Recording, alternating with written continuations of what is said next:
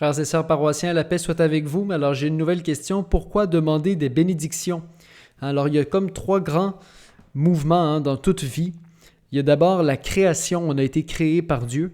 On est racheté par Jésus-Christ et puis on vit de cette vie de sauvé quand on a la foi que Jésus est vraiment ressuscité, quand on adhère à sa vie de ressuscité.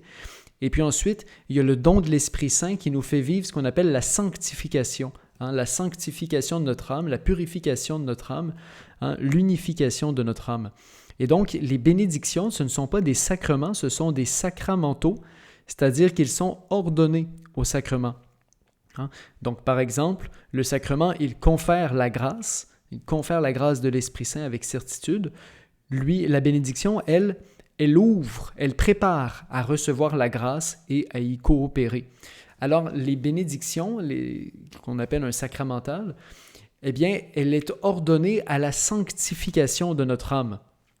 Donc, quand on se présente avec une image ou avec une croix, avec une médaille à faire bénir, en fait, plus que la bénédiction de l'objet, il s'agit d'entrer dans un mouvement où on désire choisir davantage la sanctification dans notre vie.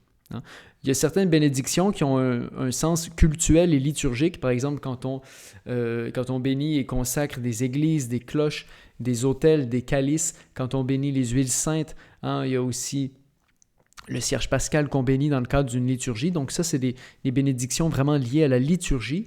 Mais souvent, les gens, on a des demandes qui sont pour des objets de dévotion, des objets de piété, et qui ne sont pas liés au culte liturgique, mais qui sont liés à la sanctification de leur propriétaire. Et souvent, il y a comme au moins deux gestes principaux. D'abord, une parole souvent qui est inspirée d'une parole de Jésus ou de la Bible. Ensuite, un signe, soit le prêtre ou le diacre va carrément faire le signe de la croix sur l'objet, ou comme ça. Et puis ensuite, on peut faire aussi le geste de l'eau bénite, parce que l'eau bénite, elle nous rappelle notre baptême, elle nous rappelle que la bénédiction est liée à cette bénédiction de Dieu qui nous précède, Dieu qui dit du bien sur nous de toute éternité et qui nous a choisis personnellement dans le baptême pour être sanctifiés, rachetés. Alors la bénédiction est toujours liée à la bénédiction plus profonde que Dieu nous donne, que Dieu prononce sur nous de toute éternité dans notre baptême.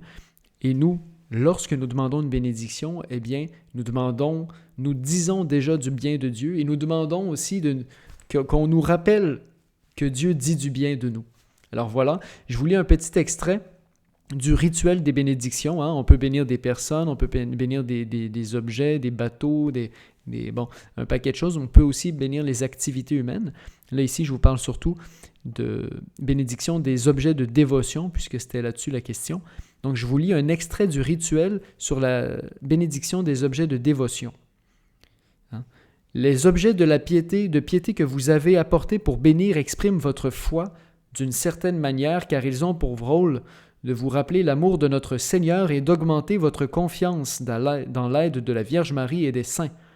En appelant sur ces objets et ces images la bénédiction de Dieu, il faut être avant tout attentif à donner à nous-mêmes le témoignage d'une vie chrétienne authentique, vie chrétienne que les autres attendent de nous.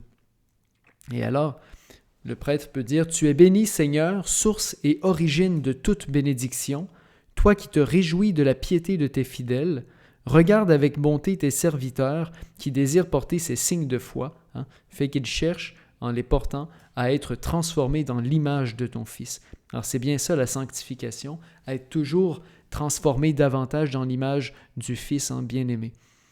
Et alors la formule « Dieu vous a révélé sa gloire dans le Christ, qu'il vous accorde de lui conformer votre vie, pour que vous puissiez le jour le voir face à face. Amen. » Alors, vous voyez, c'est magnifique, la bénédiction.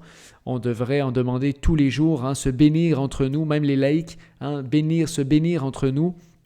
Et puis, quand on a des bénédictions plus spéciales, par exemple, bénir des alliances, bénir des objets très spéciaux, on peut demander à un prêtre, mais n'hésitons pas à nous bénir les uns les autres. C'est vraiment une grâce du sacerdoce baptismal. Et bonne semaine à tous, que Dieu vous bénisse.